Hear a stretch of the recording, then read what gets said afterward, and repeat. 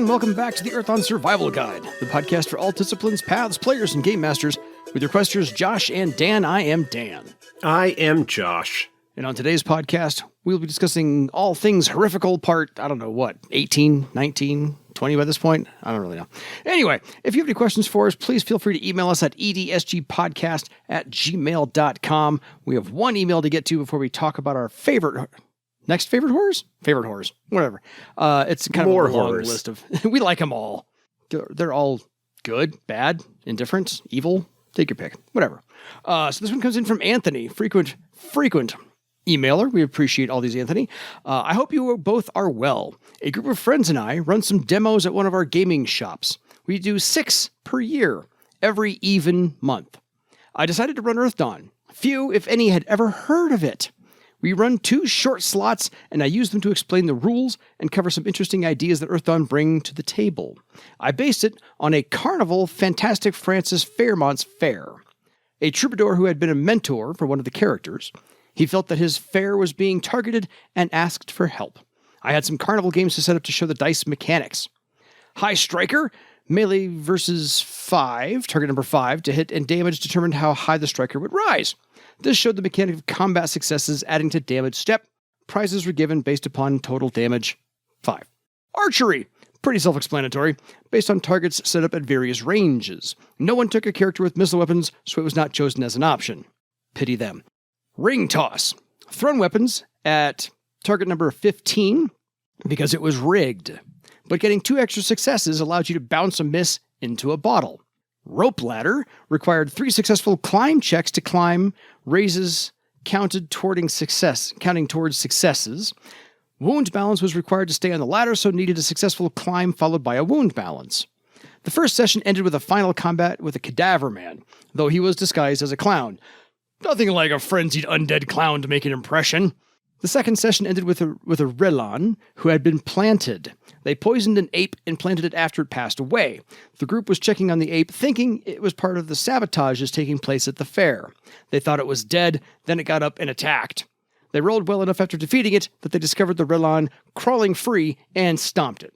It felt like it went pretty well, and I hope to do a series where I slowly advance the characters so if the same players stop in, they can see growth. Love the game. Anthony. Great. That was pretty cool. I really like what you did with the carnival games as a way of highlighting some of the aspects of the mechanics. Yeah. Very creative use. That's really clever and a good way to do that in a limited time frame. That's one of the things that's always a potential challenge when doing a one-shot at a convention or something like that, where you want to make sure that you expose people to enough of the system for them to get a feel for it, but also don't want to overload them with too many options or whatever. Yeah. And you still got to throw in, if the dice mechanics work for as far as extra successes, I can't talk tonight. And then the exploding dice is also a possibility, as always. So you get to throw those in before it got to be combat and dodging and your life's on the line. It's carnival games. Yeah. So, no, very creative. Really, really cool. And thank you for sharing that story. Absolutely. Keep it coming. Anybody else that got any stories, drop us in. Yeah, I hope that the folks that you played with there were interested and explore more. Agreed. Absolutely. I hope they come back for a second round. So let's get into our lovely, evil, non-lovely, I don't know, horrors for the evening. We have 2 to talk about if we have enough time for both. First up, not in any actual alphabetical order, is Artificer. Yeah. Initial thoughts?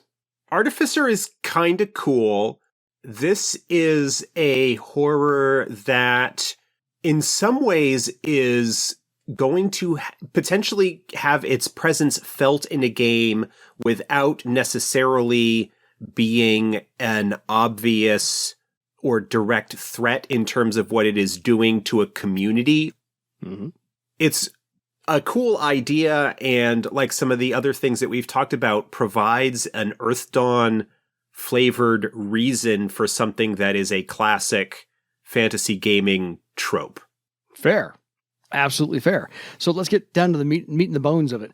Artificer is not your typical flesh and blood horror. Artificer is actually made of metal, covered with mechanisms and devices, wheels, pulleys, levers, dials, rivets, the whole thing. It exhausts steam and a dark, foul liquid and or gases. So usually the metals are, gold, silver, bronze, whatnot. Basically, it smells like a smelting plant. And I think this is one of those steampunk. Before steampunk was steampunk. This is a steampunk horror. Yes. Not to bury the lead. We're gonna put this on Front Street here. It does have wheels on its vaguely quadrupedal underbelly, so maybe can power itself. It's a weird makeshift mechanoid, something along those lines. It maybe is an elemental spirit mixed with a horror. Its history is kind of during a previous scourge. Dragons summoned a powerful elemental from the plane of metal. And the horrors, naturally, corrupted this metal elemental, turning into a hybrid horror elemental, because what's worse than that? A hybrid horror dragon. Take it away. Yeah, the interesting thing about among many interesting things about Artificer, whatever it touches turns into a strange metal. The metallurgists in Earthdawn haven't been able to figure out exactly what it is, but it's a metal of some kind. So it's an alloy they hadn't exactly figured out what it was. So just a couple of things there. So if the magic is high enough, Artificer can burrow into the earth, and it uses its forged trap power, unique, of course, to Artificer, to transform caverns and tunnels into metallic mazes with traps galore. Yes. The premise, and this is where I was kind of talking about earlier with it providing an Earthdawn-flavored approach to the classic fantasy trope of a labyrinth of death traps. Yeah. I mean, to a certain extent, cares are already something like that, because the cares would have defenses to protect from the horrors, magical traps, physical traps, things like that. But Artificer is one that is going to make that even more complex and deadly. Yeah. But not just deadly. Artificer's traps quite frequently involve some kind of putting the victims of the trap in situations where their suffering is prolonged, or that the companions of a particular victim are sort of witnessing what is happening to their friend, and the entity feeds on the pain and helplessness of those who are caught within its machinations. Yes. And so Artificer's presence can be felt in a game without Artificer necessarily being there, by having your player characters descend into a care or ruin or something like that, and you can just have a section of it or the entire thing somehow transformed into this unusual metallic alloy, and leaning into maybe that steampunk aesthetic in terms of how these traps work. Sources that you could draw on if you're looking for some inspiration of the kinds of things that can be created. There's a fantastic, somewhat humorous collection known as Grimtooth's Traps. Oh, yeah. Which date back ages and ages. These were books that had traps for D&D style dungeons that would frequently be set up to, if they try and avoid the trap this way, then this pivot goes off and kills them, or various other gruesome and elaborate and ironic ways to abuse your characters. Totally. You probably wouldn't want to necessarily use those just as is, because they are a little bit over the top. Yeah, a little bit. Over the top and more semi-humorous in terms of their effect, which could downplay the danger that is involved. But of course, you can have wonderful treasures within these complexes that would draw adventurers into them to try and recover things. Yeah. And also it could be in kind of a situation where once you are in, the only way is through. And either you use every bit of cunning and intelligence and magic that you have to navigate the series of death traps that this entity has laid out before you, or you don't make it. Yeah. If you ever want to put your players through being the rat in the maze, this is where you throw in Artificer. Yeah. Because he does lace those labyrinthian traps with incredibly valuable items, not just gold and jewels, but, magical treasure he's hoarded over the years. Because he's literally baiting these traps. I like the narrative that goes along with this, where it's kind of like a transcribed conversation between a few adventurers who have encountered Artificer. Yeah. And one of the members of this is Ajmar the Admirable, who is the court magician for the Kingdom of Thrall, who is also the same character that wrote the wizard essay in The Adept's Way. Oh, cool.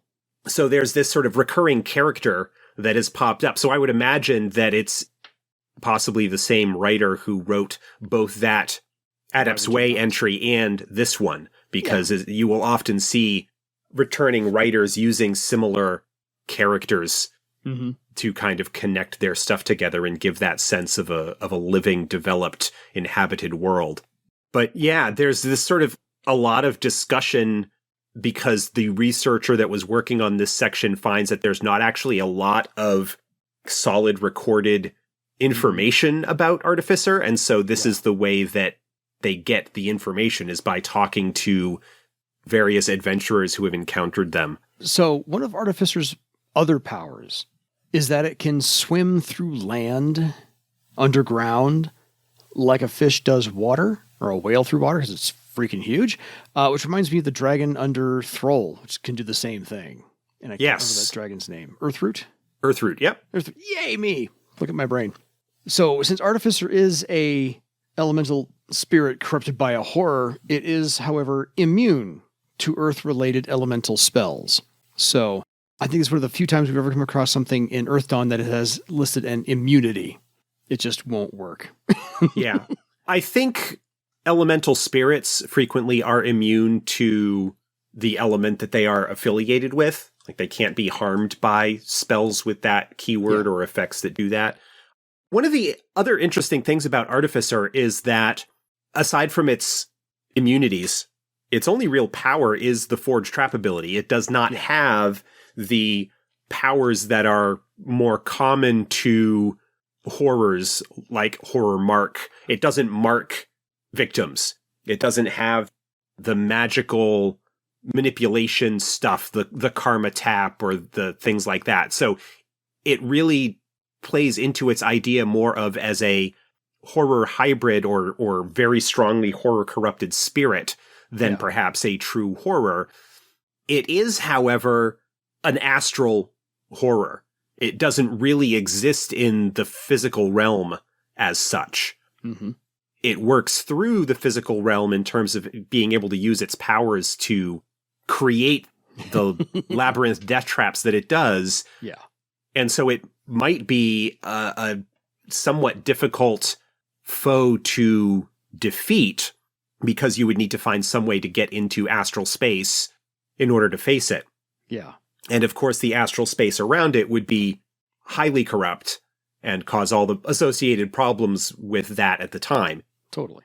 If you are able to survive those conditions, then you probably have the ability to destroy the creature without too much difficulty. Fair.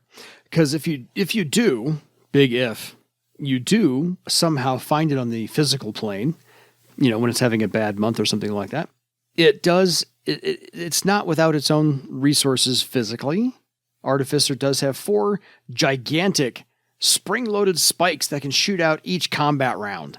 So it's got some surprises for you, and this is the Earthdawn Survival Guide. So we're going to tell you how to survive Just don't get close to it. Yeah. Because those spikes come out wherever you want. It is large. Obviously, those spikes would be targeted against anybody that is in close combat with it. Yeah. But it doesn't have any ranged abilities to speak of at all, at least as sort of written up in the horrors source book. Yeah. I just love the color plate out of the horrors book for art. Yeah, that's looks like a gigantic pretty cool. Sarlacc pit.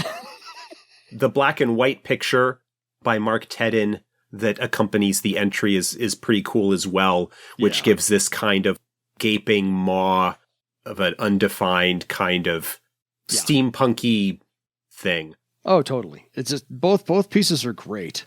They really are. It can definitely provide a rather alien aesthetic to the game in what is traditionally a fantasy medieval style thing. Yeah. And while you do have some examples of magitech like the Tiskrang riverboats and so forth, there's nothing that's aesthetically very clockworky, steampunkish, verging on fantasy sci-fi kind of thing. Yeah, this is your visual disruption. It just looks completely different from everything else you're expecting out of a fantasy game or even a fantasy horror game. This is where, I'm sorry, what now?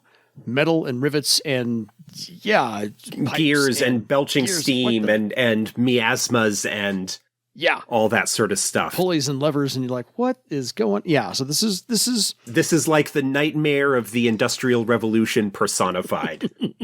Yeah, for this one, I would make sure to have some kind of a visual aid just to throw people off on what they're expecting to see from a horror. This one is completely out of left field.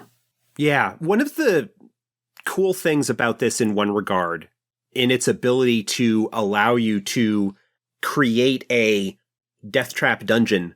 Yeah. That doesn't need to necessarily have the realistic design approach of a traditional care, where frequently all of the defenses and traps will all be kind of around the perimeter, and once you have penetrated those, you're in the kind of safe space. The only consistent thing with this is that you just have a bunch of traps that you need to navigate to get through, and there are a number of different ways that you could drop your player characters into a situation where they need to deal with this, including possibly somebody who might have wandered into that and they need to go and safely get them out. Mm-hmm. Or, like we said, just the bait. Artificer's going to lay down gold and jewels and silver and magical items and whatever, because it knows it's baiting you on purpose. This is the cheese in the trap for you, the mouse. And there will be plenty of them in there, but also oodles more traps than you would ever possibly expect. They're just going to keep on coming because Artificer wants to feed on your pain. So no matter what, he's just going to lace everything. So think of your worst Indiana Jones traps and multiply it by 10. If you are the type of game master and you've got the players who really like dealing with actual puzzles in terms of how you approach things, with maybe visual aids or props or that sort of thing where you can, one of the ways that you need to get past this trap is to solve this puzzle. Yeah.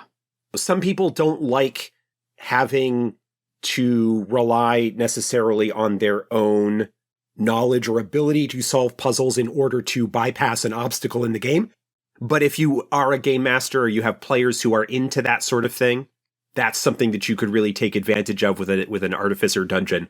Oh, totally. That you might not necessarily be able to as frequently in other situations. Yeah. I think Artificer is just, once again, taking the concept of a horror from the astral plane and turning it on its head, because it's made of metal. It's not flesh and bone. It's not necessarily, like you said, it doesn't mark people to follow them around. It just lays traps and feeds on the pain the trap causes or the death the trap causes. And that's pretty much it. It's a very straightforward horror. It's got, one or two motivations. Yeah. In one sense, it is pretty simple and straightforward. It is also, like a lot of the horrors in this source book, yeah, special and unique in its own way. several of the horrors either play on particular aspects of the way that magic works in Earthdawn to take advantage of things to kind of twist and bend the rules in that way. Yeah. Some of them play off of traditional horror genre tropes or styles. And some of them are just like really weird ideas. Like this one. This one is kind of just like a weird idea that works. Because why would you not? You just, come on, it's a good idea. You got to publish it somewhere. Might as well be Earthdawn. Again, displaying the variety and potential creativity that can come into play when you are dealing with horrors. The very fact that they are a bunch of different sort of things all in this same category with whatever rules or guidelines that you want to adhere to or break in order to make for an interesting or challenging adventure. Yeah. So it's just, I think Artificer is fun to use, and if you just want to shake things up, you can throw Artificer in pretty much anywhere you want. You can bait a trap, and then all of a sudden, poof, everything around them turns to metal, and now they're in the new maze. And so if you just want to shake things up and rattle your players or test them out a little bit, I think that's not a bad not a bad way to do so. Just to, I had this plan. We're going to go plan C over A, B, and C. A horror that can have its presence felt in your game without it necessarily becoming the focus of your game like some other horrors would. Yeah, it's not the build up in the mystery and the end all be all bad guy. It's just, we're going to do a side jaunt over here, get through some traps or not, and then, go from there. So it's not a bad little diversion every once in a while to throw Artificer at you. So, but I'm good with that. So on to our second horror. We're going from A, the beginning of the alphabet, to almost the end of the alphabet. At least, I think this is the only... Yeah, pretty much. This is the end of the alphabet for horrors. We're going to talk about Ysrthgrathe. Which is just fun to say. I think this is when somebody had the cat walk across the keyboard, and they said, that's a good name for a horror. We're going to leave it at that. Yeah. So, YSRTH is the first 5 letters. Ysrthgrathe. So I'm going to go, that's how I'm going to pronounce it. And I don't care what y'all say. So this was supposedly, this essay was written supposedly by someone possessed by Ysrthgrathe. I think they wanted to get the record straight on exactly how they see humanity. There's a couple of quotes in here. Name givers do not know how horrors are made in name giver image. The longer horrors spend among name givers, the more like them horrors become. Quote from Ysrthgrathe, you are greedy and vain, petty and opportunistic. You covet that which is not yours, and sometimes when coveting is not enough, you take without permission. You trample over each other like elephants for emotions, money, and land. It doesn't matter. We are not the evil ones. You are. I love the fact that the horror is pointing the finger at the name givers for being evil. That's just pot calling kettle black is awesome. This is actually my favorite entry in the horrors book. It's now mine too. This chapter, this entry was almost certainly written by Caroline Spector. Because Ysrthgrathe is the horror that features prominently in the story of Aina. Oh. From Scars and Little Treasures and the Shadowrun novel Worlds Without End. Gotcha. Ysrthgrathe is the horror that basically torments her throughout her life. So is Aina the her? Yes. Okay, good. Aina is the her that he is referring to at the very end of the essay. Yeah, okay. That was my main question, because I'm like, Yeah. It's alluded to, but not explained here, but I thought it would be somewhere. Ysrthgrathe is a stereotypical horror in some regards. Mm-hmm. He's got like the standard mess with the depths suite of powers with corrupt karma, cursed luck, disrupt magic, karma tap, circle 10 spells from all 4 magician disciplines. Yeah. He's got a lot of tricks up his sleeve. And some pretty decent stats. He's got some pretty decent stats. But the thing with him is really, unlike some of the other horrors where they have like a gimmick, like Artificer kind of has a gimmick some of the other horrors that we've talked about have a gimmick. Ysrthgrathe is the vampire lord in a way. He's like almost like the Count Dracula in a sense, in that a lot of his thing is not necessarily so much his power, although he has a significant amount of it. It is his personality and his approach and the way that he feels like he would be like an impeccably dressed, regal, self-justified supervillain, Lex Luthor kind of situation. Yeah. I often think of Ysrthgrathe as the horror of toxic masculinity. Oh, there you because go. of his sense of possession over Aina and how his relationship with her so colors and affects his interactions with every other name giver. There's really a serial killer vibe about him, but like the really suave Hannibal Lecter kind of serial killer. Yeah. The guy from American Psycho. Yeah, maybe. I have not seen that in a long time, so I couldn't say for sure. Me neither. But yeah, someone who is perhaps very suave and calm and outwardly presenting this very put together, rational, polite thing until you trigger something or until something happens that will have him kind of break that and go over it for you. Ysrthgrathe is one of those horrors that if he were in a game that I was doing, that would be like a long-term enemy who lets his chosen prey know that he is after them, that he is dealing with them.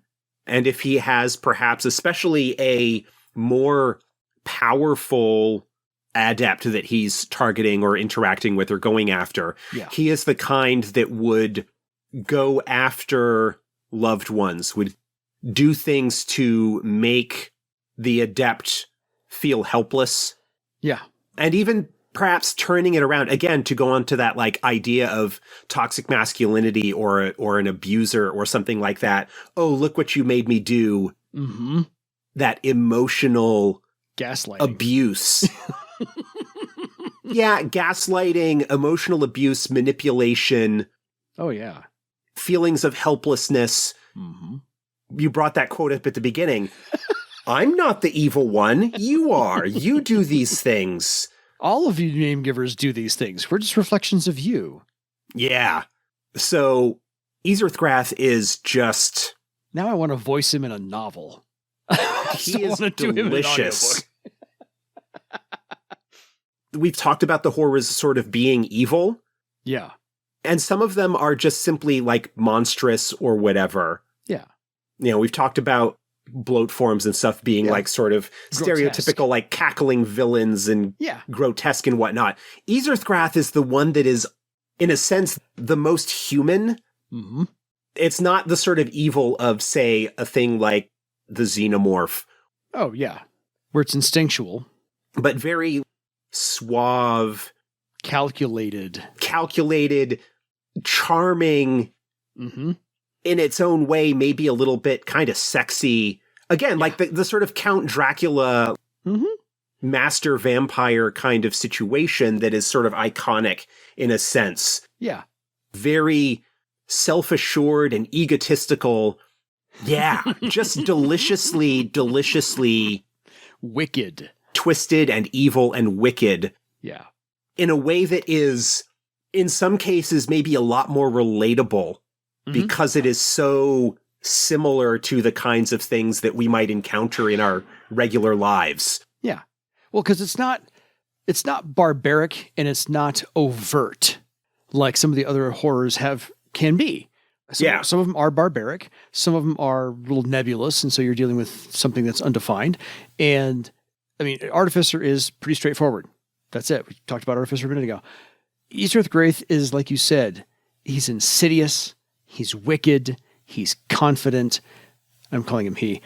But to the point of toxic masculinity, I'm going to go with he. So it's that overall perfect manipulator. Perfect manipulator. That's it. So there is always a means to an end, and there's always an end that it is searching for to get there. The interesting thing otherwise about Ysrthgrathe, to your point, he does prefer to target individuals, not groups, not many people at one time. He prefers very strong individuals, high circle characters if they're adepts at all, because, of course, horrors like to see that very strong thing beaten down and defeated. Especially in his case, again, if we're talking about the suave serial killer stereotype. Oh, totally. He has a type that he goes after, and his ego and his power. Yeah. He's not going to bother with common folk. No. He can break them anytime. Yeah. It's the challenge. Yeah, this is the trophy worth having. This person Right. over here. You meaningless, you're all French fries. That's not a meal. This over here is the filet mignon prime rib. This is the meal I've been looking for. And I will savor this for decades, centuries. For as long as I can. Unfortunately, Yes. You're not immortal like she was, so Yes. you will never measure up to her No. ideal. No, because he does prefer, other than Aina, he does prefer longer-lived victims, typically speaking, who have a longer lifespan. So elves, preferably, or Obsidian if he can get his hands on one, because he wants that torment to last as long as their life. And if it can last 300, 500, 800 years, he's all for it. That is a meal, that is a sumptuous feast that just never ends. But I want to bring something around. He is, as we said, cold, calculated, wicked, manipulative, but he is also, speaking of the more human traits that we have cast upon Ysrthgrathe, he is jealous. He is protectively jealous of his victims. That is my victim, not your victim. You go get your own thing, other horror, other bad thing. This one's mine. Don't touch it. That's my feast. Yeah. Given his apparent age, his claimed age, his timeless nature, I have been around since the dawn of time. Unimaginably ancient. Yeah. There's also a very strong infernal nature about him. Like, I wouldn't go so far as to say the devil / Lucifer kind of thing, but it feels like it is in that similar kind of space. Mm-hmm. In terms of presence, in terms of the kind of story role that they would fill, to compare it to one that we haven't talked about in depth yet. Yeah. Vergigorm.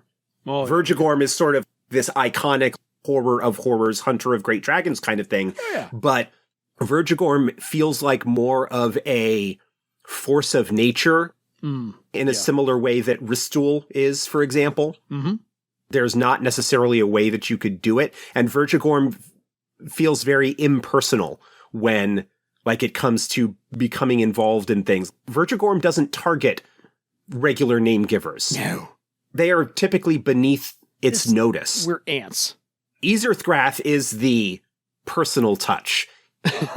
He's the tempter. He's the torturer. He's the Nyarlathotep to Vergigorm's Great Cthulhu or something, along those lines. There's a deep pull for you. If you know, you know. If you know, you know. Just conceptually, I really like Nebus. We talked about Nebus in the previous Horrors episode. Nebus is fun in a certain way. Yes. Ysrthgrathe is also fun, but in a very uncomfortable, oily... used car salesman way. No, he is much better than a used car salesman. I'm teasing. He's the James Bond villain. Oh, yeah. Totally. Definitely a higher-powered campaign opponent. Fortunately not dual-natured, as if he weren't nasty enough. Yeah. He can shift back and forth between the astral and the physical realm.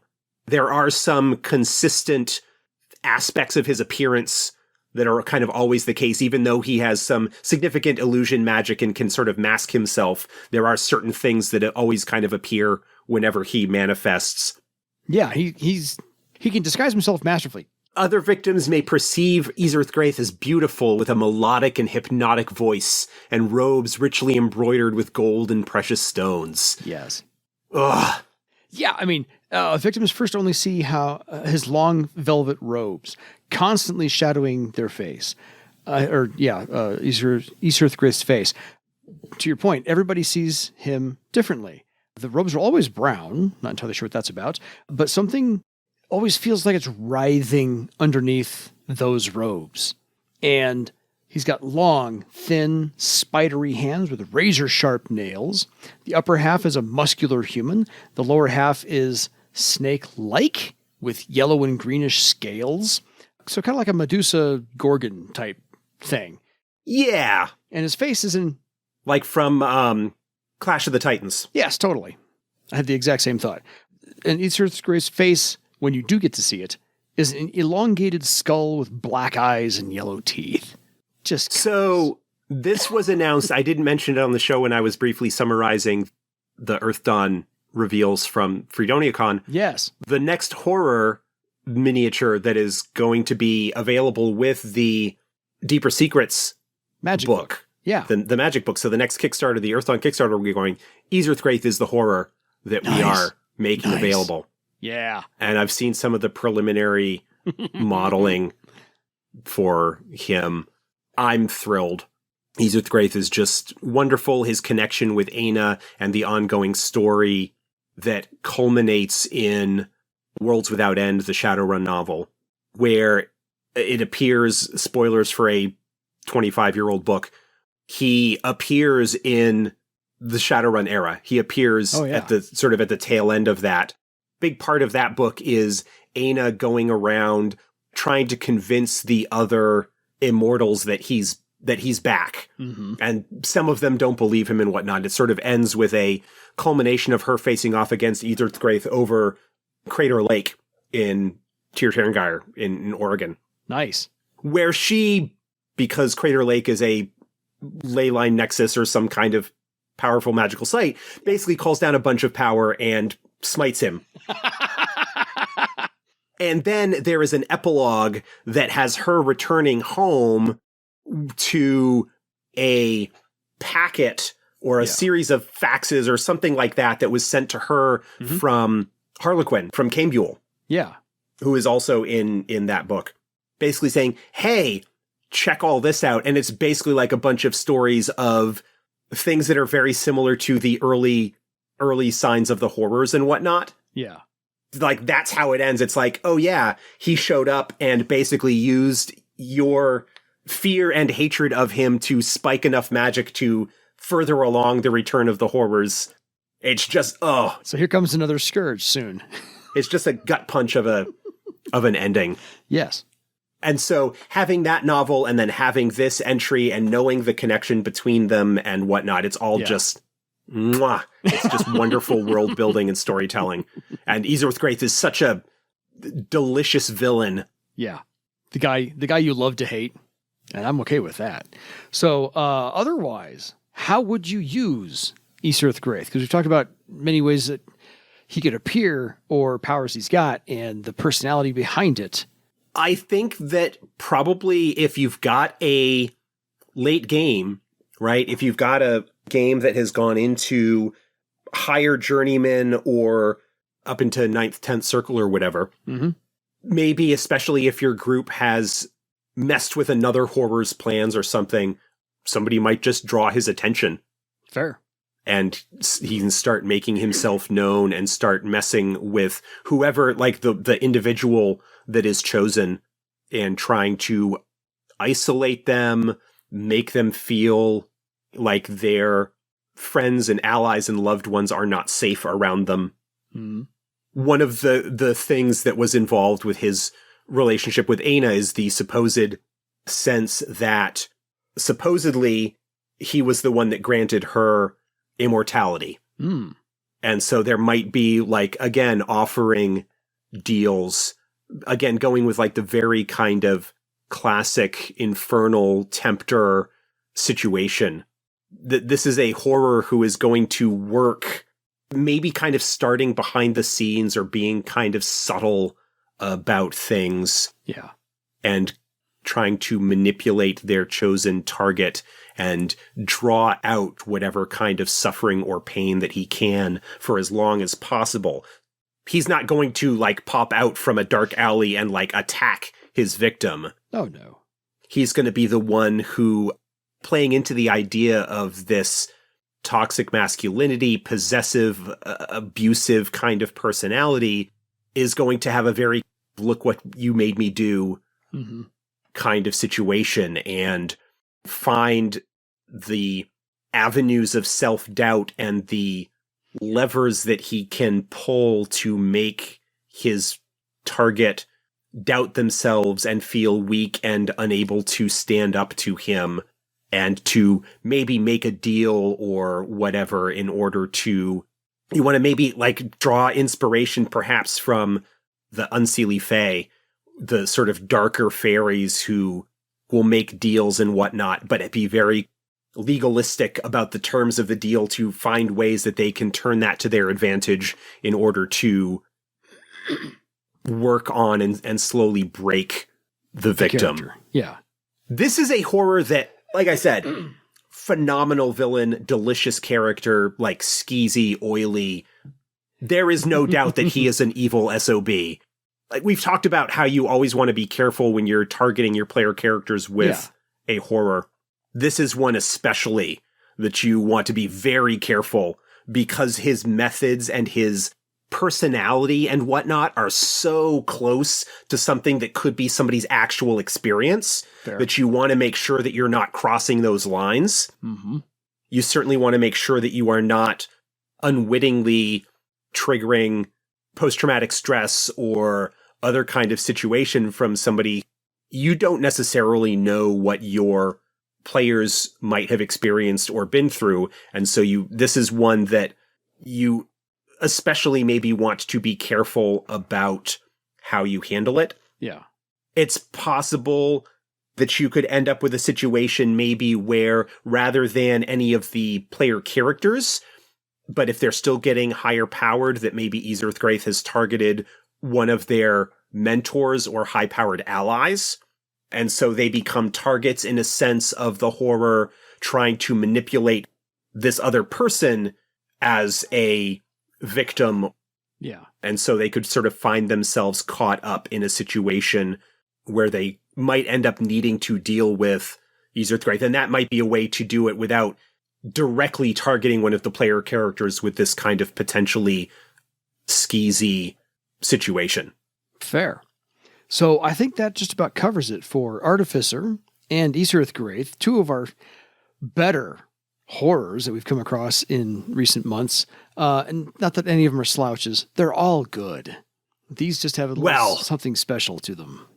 For what they are both good. Ysrthgrathe, man. In terms of my favorite NPCs, my favorite setting characters, Ysrthgrathe is like up there with Alakia in terms of how deliciously wonderful and how, in a sense, like how rich a character they are, despite how little presence they kind of have in some regards. They're in a couple of novels, one, which are sort of long out of print, although that will be changing. Yes. And has a presence here, like in this book. He does actually appear in the first edition Earthdawn core book. Yeah.